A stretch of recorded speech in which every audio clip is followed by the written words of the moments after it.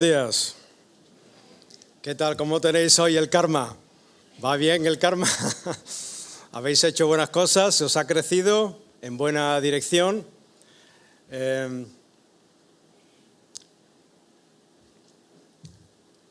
¿Y las vibraciones? ¿Qué tal? ¿Cómo van las vibraciones? ¿Las vibraciones son positivas? ¿Son buenas? ¿Tan altas? ¿O son vibraciones de estas que os habéis dejado contaminar por personas que tienen malas vibraciones? ¿Os dais cuenta como este vocabulario es el vocabulario típico de cualquier persona de la calle hoy en día? ¿Qué quiere decir esto? Lo que quiere decir claramente es que en nuestra sociedad cada vez más estamos influenciados por el influjo de corrientes, de filosofías y pensamientos orientales. No solamente por esto, por otras muchísimas cosas más que además entran en una combinación conjunta. Pero esto muy fundamentalmente, de manera que hay muchas personas, muchas veces, que dicen yo no creo en nada y sin embargo está creyendo en todo esto. No creo en nada, pero sin embargo te dicen, oye, cómprate esta piedra, es un pedazo de piedra, es un mineral, pero tío, te carga de energía, macho, esto es como si tuviera la piedra, como si tuviera conciencia. No, la piedra es una piedra y el que tiene conciencia eres tú. Tú puedes saludar a la piedra y la piedra no te contestará. Sin embargo, vivimos en este sinsentido muchas veces y no nos damos cuenta ni siquiera de qué creemos.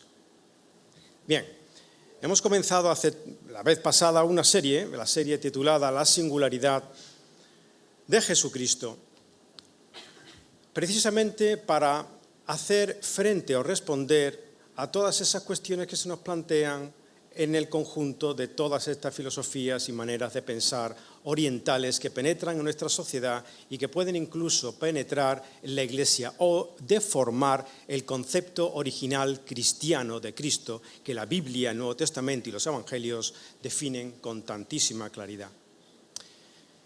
Habíamos la vez pasada definido la serie como la unicidad de Jesucristo, pero lo vamos a cambiar por la singularidad de Jesucristo, porque he visto que la palabra unicidad, por ser poco usada, puede llevar a error en el sentido de qué se entiende por ella. Para evitar esto, porque lo que se pretendía por unicidad era único, singular, exclusivo. Y como la palabra singularidad lo define mejor en los términos comunes en que nosotros nos manejamos, vamos a cambiar la serie por el nombre de, que empezamos la vez pasada, por el nombre de la singularidad. No la unicidad, que es lo mismo, sino la singularidad de Jesucristo. La vez pasada, por tanto, estuvimos viendo la primera parte donde decíamos que Jesucristo era singular en su identidad, porque fue singular en su encarnación y fue singular en su naturaleza. Fue así porque Jesús no tuvo que evolucionar. Él no se dio cuenta de que llevaba divino dentro y eso divino lo expande, lo desarrolla hasta que finalmente, completado el proceso, en el bautismo de Juan el Bautista, Cristo, o mejor dicho, Jesús de Nazaret, recibe lo crístico por excelencia, en sobremasía, de manera sublime, y así recibiendo lo crístico lleva a cabo un mensaje, lleva a cabo un ejemplo que nos deja a todos los seres humanos como un maestro más, quizás sin duda alguna como el más sublime de los maestros. Vimos cómo Jesús no tuvo que evolucionar.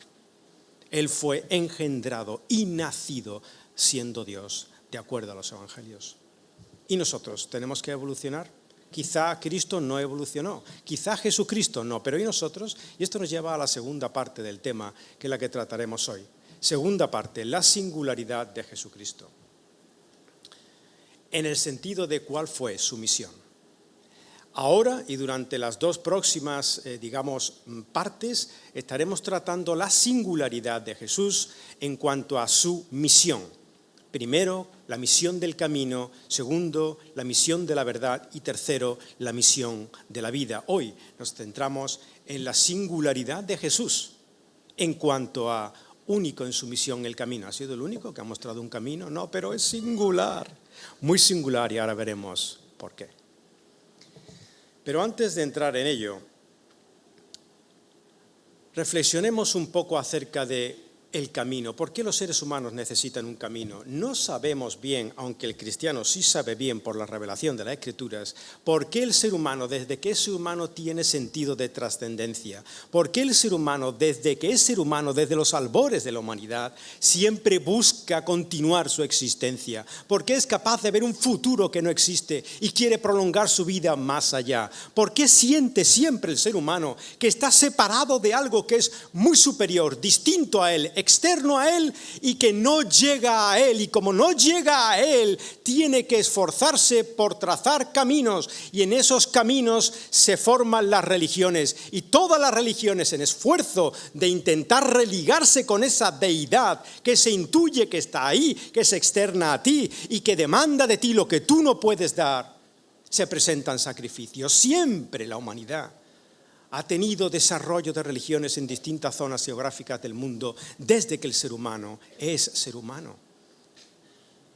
Y eso es precisamente lo que significa la palabra religión. Viene del latín religatio, que significa querer enlazar o religar de nuevo con alguien que tú intuyes que tuviste una relación y ahora por alguna razón estás separado.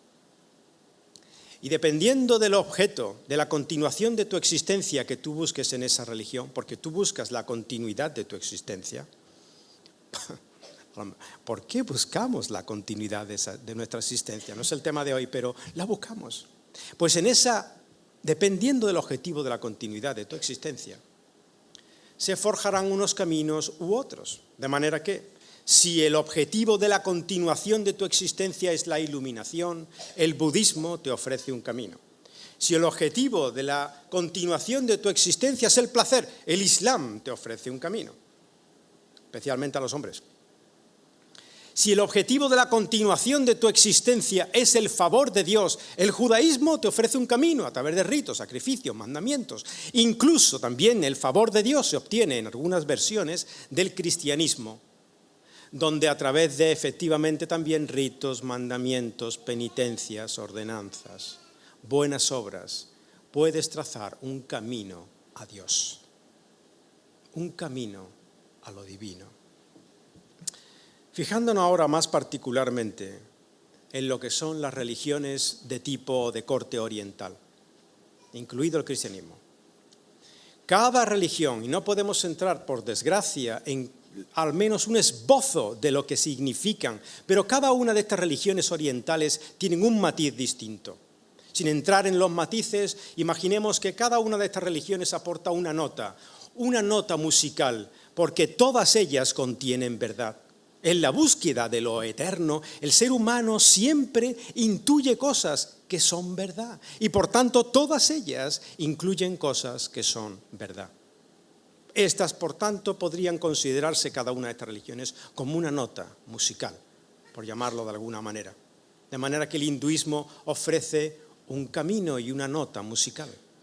El budismo igualmente, el confucianismo, el taoísmo, incluso el cristianismo, y posteriormente, muy pegado al cristianismo, aquella corriente que nace inmediatamente después, en los mismos días después de que Jesús partiese, en los mismos días apostólicos, que es el gnosticismo. El gnosticismo como corriente mística, como corriente iniciática que aparece a partir del cristianismo y disfrazada de cristianismo dice: conocemos un camino más excelso a Cristo, un camino más profundo, solamente conocido por alguno, que nos lleva a la verdadera mensaje profundo de Jesús, que nos lleva a la iluminación, al crecimiento y que nos lleva en el camino al verdadero cielo. Bien, tú unes todas estas notas musicales. Si las unes, podrían unirse, podrían formar un compendio entre todas ellas de manera que se pueda elaborar una canción a partir de las notas. ¿Pudiera ser? Bueno, esto es precisamente lo que se ha intentado, lo que se ha hecho siempre a través de los llamados movimientos sincretistas. Un movimiento, una filosofía, una forma de pensar sincretista es aquella que coge trozos de todas partes y los une intentando formar un sistema. y forman un sistema más o menos coherente, más bien menos que más, porque en esa coherencia que tratan de buscar tienen que ser absolutamente incoherentes porque tienen que dejar fuera muchos elementos de lo que supuestamente eran verdades completas. Y así, cogiendo de cada religión el elemento que me va interesando para formar un sistema aparentemente coherente que no lo es, tengo al mismo tiempo que dejar fuera y excluir, presumiendo de que incluyo, debo excluir aquellas piezas de las distintas notas musicales que entran en contradicción con el sistema. Y así se desvirtúa el valor de cada una de esas notas musicales porque no se va a la esencia misma completa de cada una de ellas. Por ejemplo, budismo súper inclusivo, ¿verdad? Lo incluye todo, hasta ni siquiera se sabe bien si hay bien o mal, ni siquiera hay mal. El budismo lo incluye todo. Dile tú a un budista que el budismo es igual que el hinduismo y te dirá, pero un budista de verdad. No, estos que purulan por aquí. A un budista de verdad, el budismo es igual que el hinduismo y te dirá inmediatamente que no, porque el budismo tuvo que en su inclusión que rechazar los Vedas de los hindúes como escrituras sagradas y el sistema de casta, entre otras cosas. De manera que cada uno de estos sistemas salen perjudiciados en la canción que se quiere componer de forma sincrética. Pero ¿y el cristianismo? El cristianismo quizás sea, con toda probabilidad, el que sale más perjudicado, por la sencilla razón de que el cristianismo es el más especial y el más excluyente de todos los sistemas. Al incluir al cristianismo, deformas el cristianismo. Y ahora vamos a ver cómo funciona esto. Te podría decir una persona que considera o que se considera parte de un movimiento sincrético, como por ejemplo puede ser la masonería, la nueva era, el gnosticismo que salió muy en el primer siglo, a final del primer siglo y segundo, una persona que cree en la antroposofía o la teosofía, siendo especialmente esta la conjunción de un montón de religiones, mitos, aspectos científicos, distintas filosofías. ¿Puede una persona sincretista decirte que es cristiano, que cree en Jesús de Nazaret? ¿Puede? Oh, puede. Ya lo creo que puede, porque lo ha integrado todo. ¿Cómo saldría? Una persona sincretista podría decirte esta frase o este párrafo y suscribirlo con total confianza. El ser humano más sublime en la historia de la humanidad es Jesucristo. Personaje histórico, hijo de Dios, personificación del amor, muere, resucita, asciende a los cielos y nos abre un camino a la vida eterna por medio de la fe y gracias a un nuevo nacimiento espiritual. Si tú lees eso con atención, ¿podría un cristiano auténtico que se basa en los evangelios, en aquellas narraciones de testigos oculares que históricamente son confiables, documentos del primer siglo escritos por los mismos discípulos de Jesús, ¿puede un cristiano suscribir ese párrafo? Oh, sí. Pero mirad, hay dos formas de cambiar el sentido real de las cosas. Hay dos maneras de cambiarla. Una es cambiando las palabras. Es muy burdo este sistema, pero se cambia la realidad de las cosas cambiando las palabras. Las palabras tienen un poder impresionante. Pero también hay otro sistema mucho más sutil de cambiar la realidad de las cosas, que es cambiando el significado de las palabras. Y así, por ejemplo, ¿qué se entiende en un sentido sincrético y no cristiano por el ser humano más sublime es Jesucristo? Pues eso, bien. Personaje histórico, correcto, sí. Hijo de Dios, sí. ¿De qué Dios? ¿Del Dios de los hebreos? Aquel Dios que se presentaba como Padre, aquel Dios que era clara y definitivamente una persona. O de la vibración más pura del universo, de aquella conciencia cósmica, de aquel absoluto universal. ¿A qué Dios nos referimos? ¿Es siquiera personal? Bueno, Jesús también fue personificación del amor. Sí, muere. Sí, resucita y asciende a los cielos. Sí, pero ¿cómo? Porque estos o algunos de estos movimientos sincréticos dicen que Jesús muere, pero en la tumba su cuerpo se desintegra. no se descompone, simplemente se desintegra. Y entonces lo que queda es su cuerpo etérico o energético, es decir, aquello que componía y mantenía junto el cuerpo físico de Jesús. Bien, pues en la tumba Jesús, su físico se desintegra, según estas versiones. Y su cuerpo etérico o energético, una especie de energía que va por ahí pululando, se mantiene. Y este cuerpo energético es el que se va presentando durante 40 días a los discípulos, que son las apariciones post-mortem de Jesús. Difícilmente un cuerpo etérico o energético podría haber comido pan y peces, como hizo Jesús después de su resurrección. Y no solamente eso, sino que según estas filosofías, cuando Jesús asciende, no asciende en cuerpo físico, su cuerpo físico se desintegró, asciende en alma y espíritu, su parte álmica, su parte espiritual asciende, pero su cuerpo físico fue desintegrado. ¿Y su cuerpo energético? Su cuerpo energético fue transmitido a la tierra. La tierra absorbe el cuerpo energético de Cristo. El cuerpo energético de Cristo se expande por la tierra de manera que la tierra queda llena de lo crístico, de lo divino. Y como la tierra ha quedado impregnada de lo divino a nivel global, cada vez que un ser humano nace en este mundo y traemos las partículas químicas del mundo donde vivimos, nosotros también traemos lo crístico con nosotros. Nosotros somos Dios. Eso es lo que significa la muerte y ascensión a los cielos de Jesús. Y nos abre un camino nuevo, efectivamente, un camino nuevo para caminar hasta que iluminándonos poco a poco podamos llegar al destino eterno. Mediante la fe. ¿Qué fe? Mediante la fe en la vida. Mediante la fe en que no existe casualidades, sino causalidades. La fe del orden natural que predicaba Confucio. Mediante esa fe en la vida, mediante ese compromiso y esa confianza en ti mismo, que tú eres Dios y que te tienes que dar cuenta de ello. Esa es la fe que se predica, que te lleva a un nuevo nacimiento espiritual, porque el nuevo nacimiento espiritual consistiría en por fin darte cuenta, en una elevación de conciencia de que tú eres Dios. ¿Es esto cristianismo? No, pues fijaos cómo se disfraza de él. Pero, ¿enseñó Jesús un camino? Oh, sí. ¿Fue una misión fundamental de Jesús mostrarnos el camino? Sí. Bueno, entonces la pregunta sería dos. Primera, ¿cuál es el camino? ¿O en qué consiste el camino que Jesús nos quiso entregar? Y segunda, ¿cómo me sitúo o cómo me posiciono en ese camino?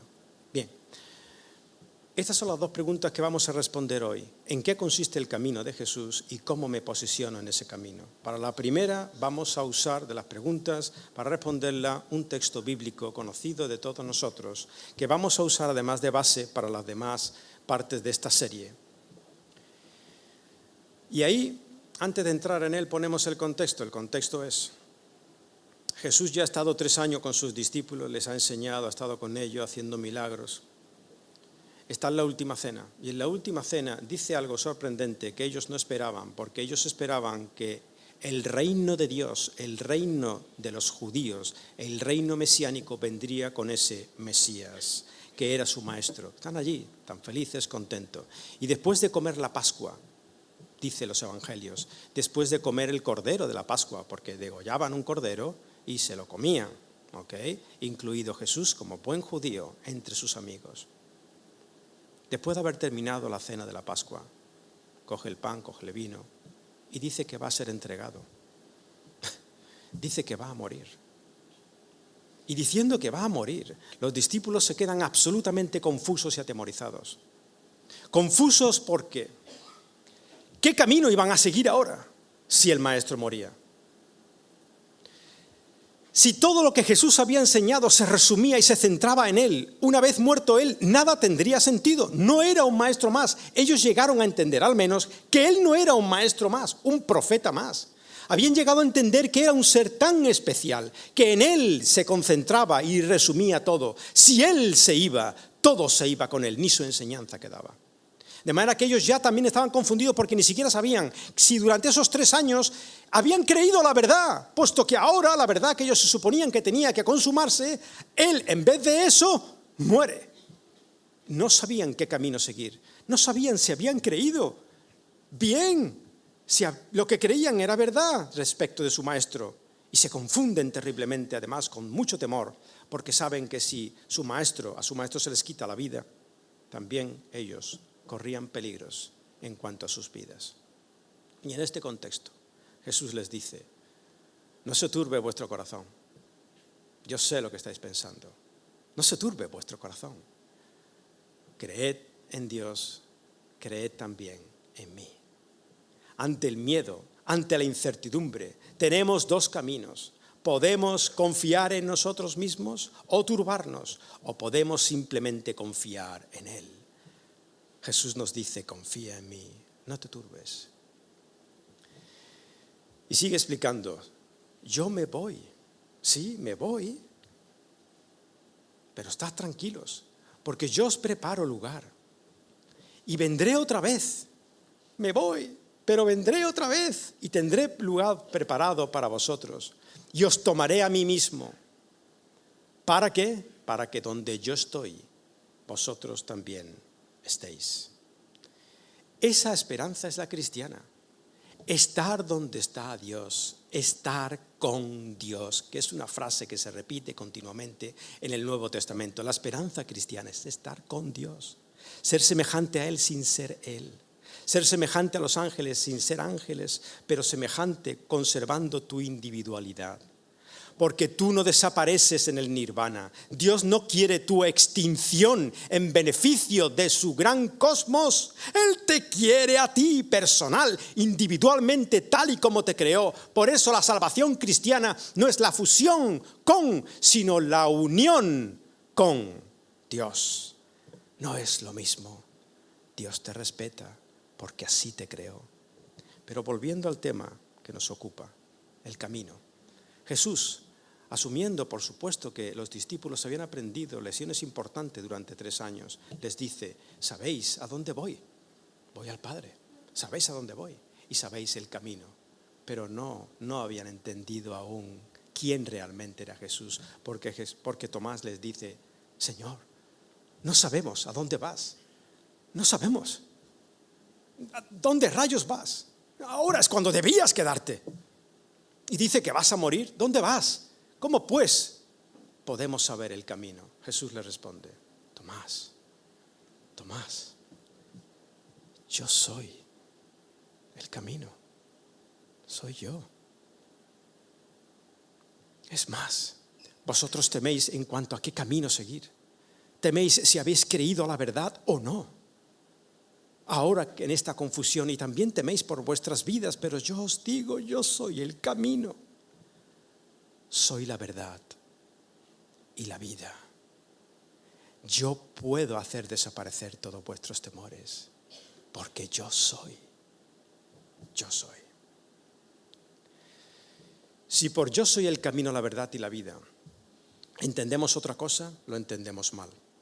Habíamos dicho que hay 2 formas de cambiar la realidad de las cosas, una cambiando las palabras y otra más sutil, cambiando el significado de las palabras. Antes hemos visto cómo se cambiaba el significado de las palabras, ahora podemos ver cómo se cambian burdamente las palabras.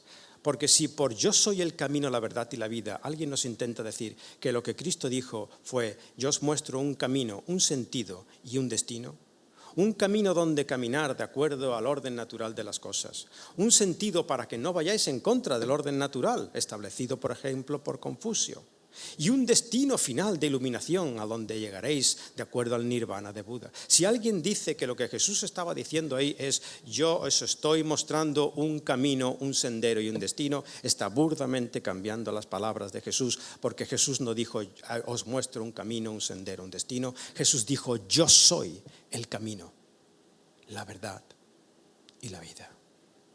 Bien, al tema que nos ocupa hoy, porque veremos la verdad y la vida como misiones de Jesús en próximos episodios, por llamarlo de alguna manera. Yo soy el camino. ¿Qué significa yo soy el camino? Vamos a intentar ahora responder a la primera pregunta que nos hacíamos: ¿cuál es el camino mostrado por Jesús? Bien, él dijo, yo soy el camino. ¿Qué vemos ahí? Vemos 3 claves principales. La primera, él dijo, yo soy. Cuando dijo yo soy, no estaba queriendo decir soy un humano, estoy llegando a iluminación. No, dijo yo soy. Y ya sabemos por la vez anterior que tratamos el tema, lo que Jesús estaba queriendo decir y lo que los judíos entendían perfectamente, cada vez que él utilizaba la expresión ego eimi en griego, yo soy, enfatizando. Porque eso quería decir, soy Dios, el existente, el eterno. Pero como ya lo vimos la vez pasada, seguimos a la siguiente cláusula. Dice ahí también, Él, yo soy Él. Y Él, igual que en español, en el idioma original que fue escrito, también es un artículo determinado. Y significa Él, no significa no significa otro, no significa el mejor camino, significa el camino. Es excluyente Jesús. ¿Cómo puede ser incluyente? Si excluyentes son los que no aman y Jesús era todo amor. ¿Cómo puede ser Jesús excluyente en un mundo inclusivo, verde, resiliente, maravilloso, de fluido líquido en el que vivimos? No pudo ser. Pues Jesús es excluyente, precisamente porque Él es exclusivo y tiene por tanto esa prerrogativa. ¿El camino? Sí, de la misma manera que cuando tú dices una carretera de España, te puedes estar refiriendo a cualquier carretera dentro del territorio nacional. Cuando dices la carretera, bien sea la 305, la 804, etc. Cuando tú dices la y le pones el artículo definido, la carretera, te estás refiriendo a una carretera en singular, excluyendo todas las demás. Pues Jesús dice de sí mismo, yo soy Él. No caben dudas. Yo soy el camino. Pero la última término de esta frase es camino. Yo soy el camino. ¿Qué quería decir Jesús con eso? ¿Cómo definimos el camino mostrado por Jesús? Pues mira, cuando Jesús dijo, yo soy el camino, ¿cómo pudo él decir que él era el camino? ¿No era el camino su misión? Sí. Entonces, ¿cómo liga Jesús la misión a su propia identidad? O es su misión o es Él. Pero ¿cómo pueden ser las dos cosas? Jesús dijo, yo soy el camino, porque unificaba su misión con su identidad. ¿Por qué? Porque Jesús sabe nuestra condición humana. Jesús sabe lo que pasó con el ser humano desde que pecó, desde que pecaron nuestros padres. Jesús sabe que nosotros no podemos trazar un camino a Dios y que sería inútil mostrarnos el camino. No podemos.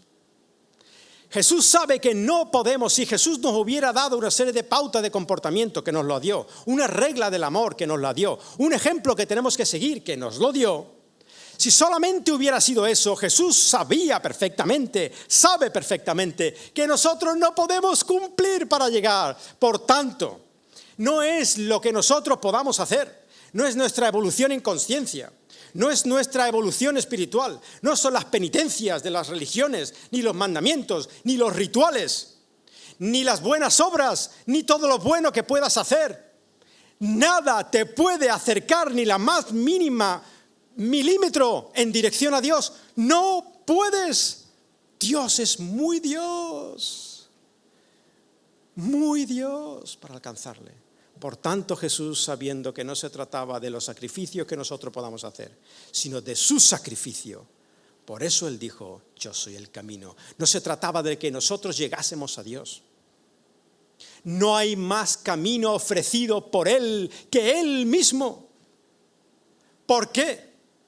Porque no se trata, Jesús sabe que no se trata del ser humano abriendo caminos a Dios por ningún medio posible. De lo que se trata era de que Dios estaba recorriendo un camino para llegar a ti. No es un camino del hombre a Dios, es un camino del Dios al hombre para alcanzarte por amor. Por eso que Él recorrió ese camino, Él dijo, yo soy el camino. Tú no puedes caminar por ti. Yo soy. Yo lo he hecho, el camino. Todos imagino que estaremos familiarizados con las instalaciones fotovoltaicas que tan de moda están ahora, ¿verdad? Porque nos meten en cuestiones que nos meten y nos hacen caer en la pobreza y estamos empezando, y ya lo decíamos aquí hace mucho tiempo, y ahí continuamos. Y la gente ahora no tenemos que poner placas solares, quienes puedan. ¿Qué son las placas solares? ¿Qué son? Recibe la luz del sol y la transforman en algo bueno, ¿no? Pues imaginaos este símil. Es un símil. Nosotros somos seres humanos creados con mucha dignidad, pero imaginaos este símil, los seres humanos como placas solares. Pero es una placa solar. De un lado está la placa solar y de otro lado está el sol, los dos grandes componentes de un sistema fotovoltaico. ¿Puede la placa solar llegar al sol? ¿Puede? ¿De verdad que puede una placa solar recorrer cientos de millones de kilómetros para llegar al sol? ¿Puede? Ese es el hombre buscando su camino a Dios. ¿No es más bien el sol el que irradiando su luz a 300.000 kilómetros por segundo alcanza la tierra y alcanza la placa? Y te alcanza a ti, si no estás muy sucio y te dejas limpiar. ¿No es así que funciona? Pues así funcionan las cosas con Dios. No se trataba del camino que nosotros debemos recorrer para llegar a Dios, sino del camino que Dios recorre para llegar a tu alma, porque te ama. Tú solamente puedes rechazar esa luz o aceptarla.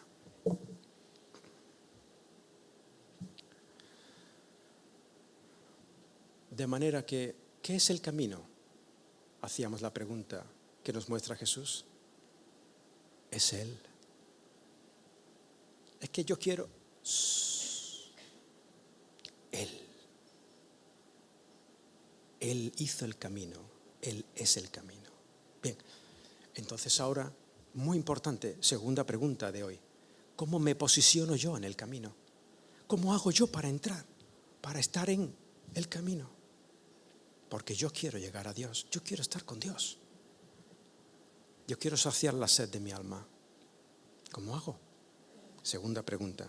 Para esta segunda pregunta nos movemos a otro texto, también del Evangelio de Juan. El evangelista Juan, amigo, discípulo de Jesús, nos escribe estas palabras. Vamos directamente a ello sin poner contexto. Dice que había un hombre de los fariseos llamado Nicodemo, prominente ante los judíos. Bien, los fariseos, este Nicodemo era fariseo y era prominente. Los fariseos eran la clase guay de la sociedad. Los fariseos, los escribas eran los que interpretaban más bien la ley y los fariseos los que la cumplían. Los fariseos eran los apartados, consagrados, santificados a Dios, en algún sentido. Eran personas altamente admiradas por la sociedad. No solamente eso, sino que además este fariseo era prominente. Y sabemos por el texto bíblico que era prominente porque pertenecía a un conjunto de 70 privilegiados, los 70 componentes del Sanedrín judío que gobernaba el pueblo de Israel con limitaciones bajo el Imperio Romano. El Sanedrín. Era fariseo, cumplidor de la ley, maestro de la ley, sabedor de la ley, se la sabía de memoria, la enseñaba. Y era prominente porque era un ser importante en el sentido social, político y religioso de su época. Y este hombre, siendo que los fariseos estaban opuestos a Jesús por razones obvias de interés, no por razones legítimas de fe, sino de interés. Este fariseo, sin embargo, va a Jesús. Pero puesto que está dentro del grupo de presión de los fariseos, no quiere tener que responder ninguna pregunta absurda que le hagan sus compañeros. No quiere darse a conocer aún, pero necesita hablar con Jesús. Y por eso va de noche. Dice, este vino a Jesús de noche y le dijo, Rabí, maestro, yo sé que tú eres maestro. Sabemos que has venido de Dios. Cuando dice que sabemos es porque seguramente había más de un fariseo, o al menos alguien más dentro del Sanedrín, que tenía conciencia de que Jesús era muy especial. Y dice él, yo vengo de parte de estos, quizá solamente José de Arimatea, como añadido, quizá alguno más, no sabemos. Pero dice, maestro, sabemos que has venido de Dios. ¿Y sabe por qué lo sabemos? Lo sabemos porque los grandes hombres de Dios de nuestra historia, Moisés, Elías, Eliseo, hicieron grandes milagros. Y esos milagros portentosos que hicieron, lo hicieron porque Dios estaba con ellos. si tú haces estos milagros portentosos de los que nosotros somos testigos? Posiblemente Nicodemo había visto a gente sanada, posiblemente, o cosas por el estilo. Dice, porque nadie puede hacer las señales que tú haces si Dios no está con él. Explícame. Yo soy conocedor de las verdades de Dios. Yo conozco los mandamientos de Dios. Explícame, maestro. Pero Jesús no explica exactamente. Jesús ni siquiera hace caso del supuesto elogio que le presenta aquí Nicodemo. Jesús, conociendo el corazón, al corazón apunta directo y le dice, como sin conexión alguna con lo que anteriormente le había dicho a Nicodemo, y le dice, Nicodemo, en verdad te digo que el que no nace de nuevo no puede ver el reino de Dios. Tú estás esforzándote por entrar en el reino de Dios. Siempre lo has hecho, Nicodemo. Yo sé tu corazón. Pero te digo, si no naces de nuevo, no puedes ver el reino de Dios. Nicodemo le dijo, ¿cómo puede un hombre, siendo ya viejo, nacer? ¿Acaso puede entrar por segunda vez en el vientre de su madre y nacer? Nicodemo estaba usando aquí un sarcasmo probablemente. Y estaba diciéndole a Jesús, pues yo lo tengo complicado porque mi Santa Madre hace tiempo que se marchó. Si tengo que nacer de nuevo, lo tengo complicado. Jesús le dice, Nicodemos, esperabas el reino de Dios ahora, de manera física. Pero yo, antes de establecer ese reino físico, debo establecer un reino de los cielos en tu corazón, en el corazón de los seres humanos, mucho más poderoso que cualquier reino físico, que se sobreponga a ese poder mucho más poderosa que Roma, que es tu pecado, tu maldad. De manera que yo no te estoy hablando de algo físico, sino de algo espiritual. Pues así le dice Jesús, respondiendo, en verdad, te digo que el que no nace de agua y del Espíritu no puede entrar en el reino de Dios. Le está diciendo Jesús a Nicodemo, es tan importante que entiendas esto que te lo digo por segunda vez. Quien no nace de nuevo no puede entrar en el reino de Dios que tú estás buscando. Se lo dice por segunda vez y se lo dice más tarde por tercera vez. Pero en esta segunda vez Jesús simplemente hasta ahora lo único que ha dicho ha sido esto. Lo ha dicho una vez y lo ha repetido otra. Y en esta segunda vez explica algo más lo que dijo al principio. Porque Jesús dice, ese ver que yo te dije, el reino de Dios, significa entrar, significa disfrutar. No se puede entrar en el reino de Dios si no naces de nuevo, si no naces de lo alto. Y ese nacer de nuevo no significa que te vayas al vientre de tu madre otra vez. Significa que tienes que nacer del agua y del Espíritu. ¿Agua? ¿Qué agua, maestro? Nicodemo, ¿qué es lo que está haciendo Juan el Bautista en estos días? Está bautizando en agua. ¿Y qué significa ese bautismo en agua?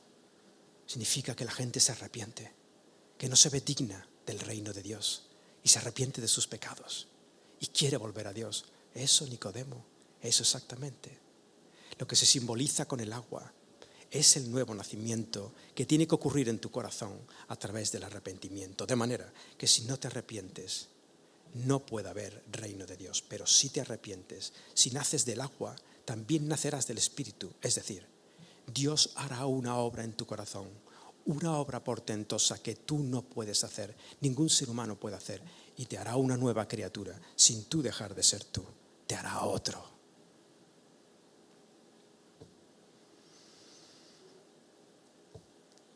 Porque lo que es nacido de la carne, carne es, y lo que es nacido del Espíritu, Espíritu es. Nicodemos, no te asombres. Yo sé que tú has seguido muchas leyes, muchos rituales, que te has esforzado grandemente por seguir en el camino y llegar a Dios. Pero no te asombres de que te digo de que eso no vale para nada. ¿Cuántos de nosotros estamos dispuestos a desterrar nuestros prejuicios? Todo lo que hemos construido en la vida, todo lo que hemos estudiado, todo lo que nos has hecho ser quienes somos, ¿cuánto estamos dispuestos de ser sorprendidos por Dios y dejar todo aquello? Por eso le dice Jesús, no te asombres, Nicodemos, todo lo que has hecho hasta ahora, nacer de nuevo. no te asombres, Nicodemo, de que yo os haya dicho, le dice por tercera vez, os es necesario nacer de nuevo. Fijaos que Jesús no dice, nos es necesario, porque Él ya es divino, sino os es necesario nacer de nuevo. ¿Cómo es eso, maestro?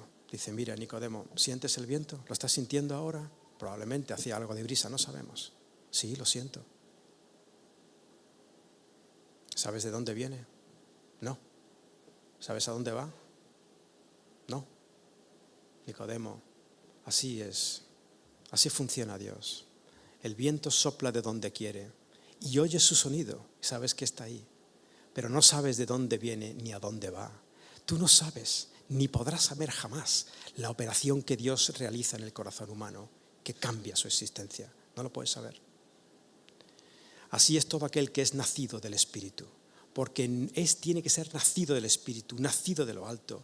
No es a través de evolución, no es a través de aumento de conciencia, no es a través de rituales, no es a través de obediencia, no es a través de buenas obras. No hay nada que tú puedas hacer. Tiene que ser nacido del Espíritu de Dios. Es la obra de Dios en el corazón humano. Y tú no sabes cómo funciona. Pero Nicodemo, un hombre estudioso, sistemático, teólogo, quiere comprender cómo Dios hace esa obra. Y así de nuevo insiste en su pregunta, ¿cómo? ¿Cómo? Le dice Nicodemo, ¿puede ser esto? Y Jesús le responde, mira, Nicodemo, te estoy hablando en términos terrenales, con ejemplos terrenales, y ni aún así se puede comprender con facilidad. No lo puedes, no lo entiendes. Imagínate tú si yo te dijera cómo Dios opera en el corazón humano. Eso no es de tu incumbencia, es obra de Dios. Y la hace Dios. A ti te interesa saber dos cosas. Tú no puedes, pero Dios sí puede. Y te interesa saber otra cosa, cómo te posicionas en el reino. Te lo voy a explicar. Nadie ha subido al cielo, le dice Jesús a Nicodemo. Nadie ha subido al cielo, sino aquel que bajó del cielo, es decir, el Hijo del Hombre. Imaginaos que Nicodemo hubiera conocido a Siddhartha Gautama, que no lo conoció probablemente, cinco siglos antes. El Buda, el iluminado, el que con su iluminación llegó a la divinidad, alcanzó el nirvana, la extinción de sí mismo, de su propio individuo, para fusionarse con el cosmos absoluto, con la mente del universo. Bueno, si lo hubiera conocido, Jesús le hubiera dicho, Nicodemo, ni Buda llegó al cielo por sus propios medios, ni Buda. Nadie. Es bastante excluyente. Pero es que es así, o lo tomas o lo dejas, no lo deformes. Nadie ha subido al cielo, sino solamente aquel que bajó del cielo. ¿Y quién bajó del cielo? El Hijo del Hombre, que por la vez anterior ya sabemos lo que significa. Cuando Jesús decía el Hijo del Hombre, proyectaba la imagen de Daniel, el profeta Daniel, diciendo el Hijo de Dios. El Hijo del Hombre no es, como algunos creen, la parte, digamos, más humana de Jesús. El Hijo del Hombre, por el contrario, es una expresión que el judío entendía como Hijo de Dios. Nadie ha subido al cielo. Nadie, Nicodemo. Nadie por ningún camino. Solamente aquel que vino del cielo, el Hijo del Hombre, yo. Por eso yo soy el camino. Pero mira, Nicodemo, lo más importante que entiendas es cómo te posicionas en este camino. No cómo Dios hace la obra, que es tu pregunta, sino cómo te posicionas en ese camino. Cómo te posicionas en el reino de Dios. Cómo naces de nuevo. Aparte del arrepentimiento que ya hemos estado hablando. ¿Qué más? ¿Hay algo más? Oh, sí. Y mira, Nicodemo, le diría a Jesús, te lo voy a explicar en términos que entiendas con mucha facilidad, porque tú eres maestro de la ley de las Escrituras judías. Y nosotros vamos a recrear aquí lo que pudo ser aquella conversación, para que entendamos lo que Nicodemo y Jesús entendían perfectamente, porque como judíos conocían el libro de Números en el Antiguo Testamento nuestro.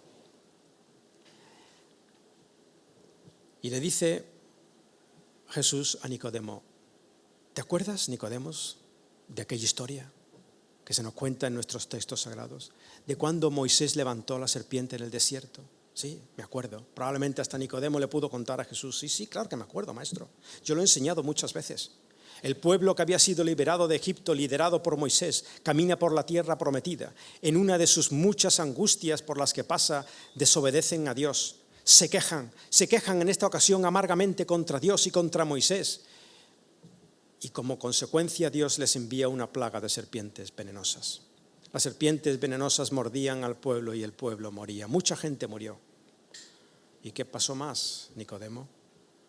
Pues que la gente oró a Dios, el pueblo oró a Dios y le pidió a Moisés: ora a Dios por nosotros, hazlo, porque mucha gente muere. Y Dios le dijo a Moisés: Moisés, fabrícate una serpiente de bronce, fabrícatela y ponla en lo alto de un asta. Ellos se quejan contra mí porque han dejado de confiar en mí. Quieren confiar en su propia salvación, en sus propios caminos, aún incluso teniendo que permanecer en Egipto. Han dejado otra vez de mirarme a mí. Confían en ellos mismos, en que ellos mismos pueden por sus caminos ser más eficaces o eficientes. Yo los llevaré a la tierra prometida. Pero han dejado de mirarme, han dejado de confiar en mí. Levanta una serpiente, ponla encima de un asta. Ese asta, ese palo, ponlo en medio del campamento. Y todo aquel que sea mordido por la serpiente y que reciba su veneno no podrá ser sanado a menos que vuelva su confianza a mí. Tendrá que mirar a la serpiente, simbolizando que si mira, me cree. Y se cree y recupera la confianza en mí, será salvo. Y así fue salvo el pueblo. Seguramente Nicodemo hasta se lo explicó Jesús. ¿Y Jesús qué le dice a renglón seguido?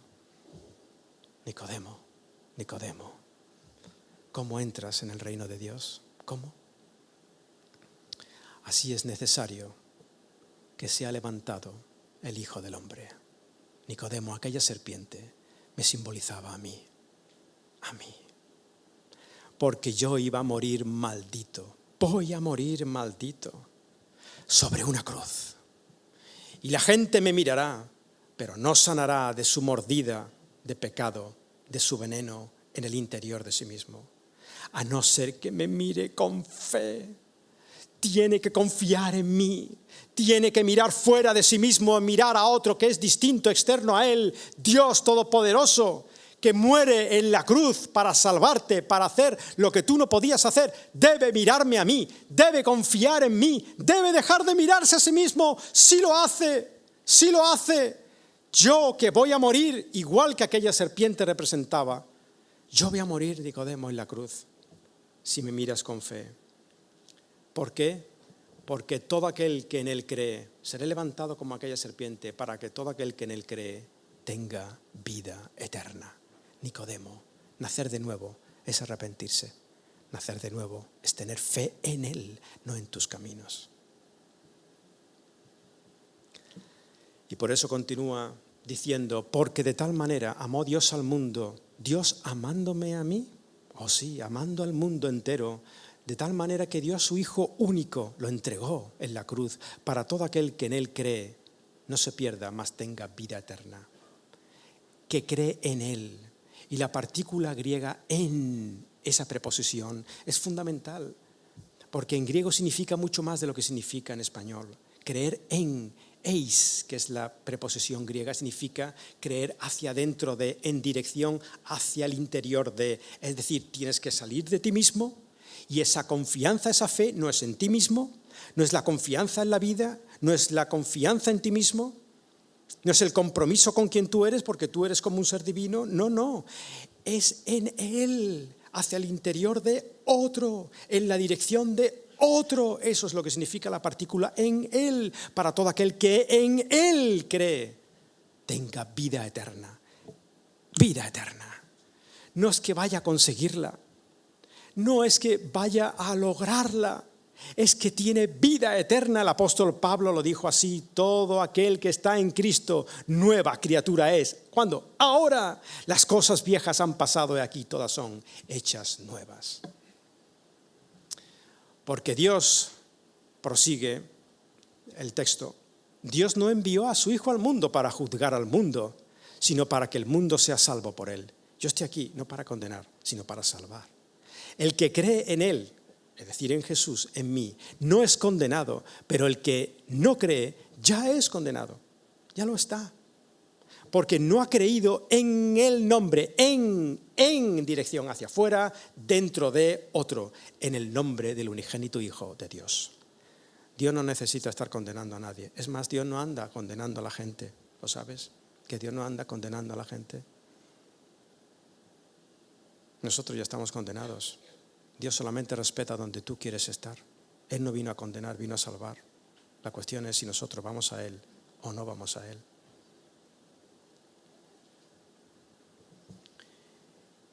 Y por eso Jesús explica, y en eso es precisamente lo que consiste el juicio, no en que Dios vaya condenando a la gente, sino que la luz vino al mundo en mi persona. Y los hombres amaron más las tinieblas que la luz. Mientras Dios ama al mundo, nosotros amamos las tinieblas.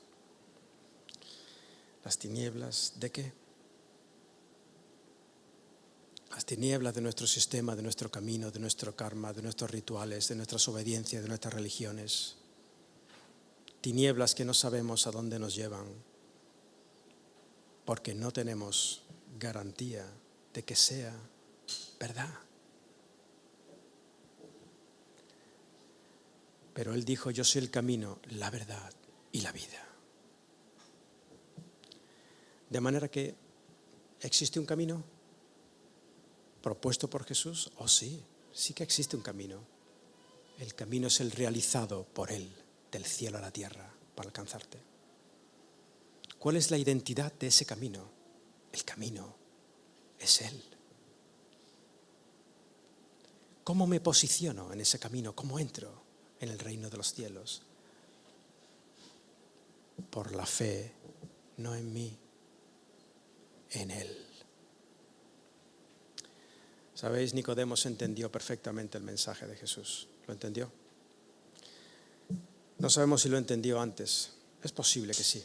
Pero si no lo entendió antes, lo entendió cuando vio a Jesús en la cruz.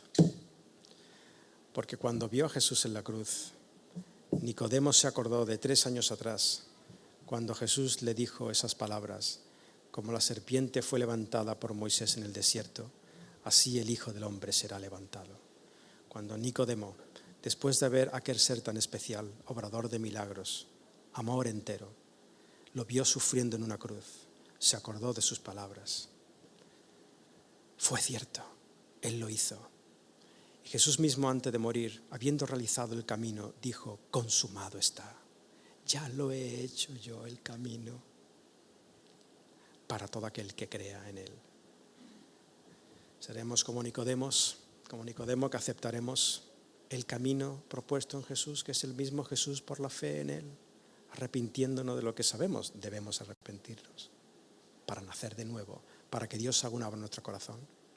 O por contra, seguiremos con las mismas tinieblas en las que hemos estado, con las tinieblas de tus rituales, de tus obediencias, de tus conocimientos, con las tinieblas del mismo camino del karma, donde nunca sabes cuánto debes ni cuándo terminarás de pagar. ¿Nicodemo? ¿O no, Nicodemo? Esa es nuestra lección. Oramos un momento y nos despedimos hasta el domingo que viene. Señor, te damos muchas gracias, Padre, porque tú eres, Señor, tan especial. Tú pides exclusividad, Señor, porque eres exclusivo. Señor, ¿quién pudo, Padre, cumplir los requisitos? Solamente el Hijo de Dios, que nos lleva a Dios. Gracias, Señor, por recorrer ese camino de fatiga para liberarnos, de esclavitud para que seamos libres, de muerte para que vivamos. Gracias por recorrer ese camino de humillación para que nosotros fuésemos exaltados, ese camino de muerte para que nosotros recibiéramos la vida. Gracias por el nuevo nacimiento. Gracias por el momento aquel tan precioso donde nos arrepentimos y creímos en ti y tú hiciste sin saber cómo una obra preciosa en nuestros corazones, haciéndonos una nueva criatura, preservando nuestra identidad para estar contigo, por los siglos de los siglos. Amén.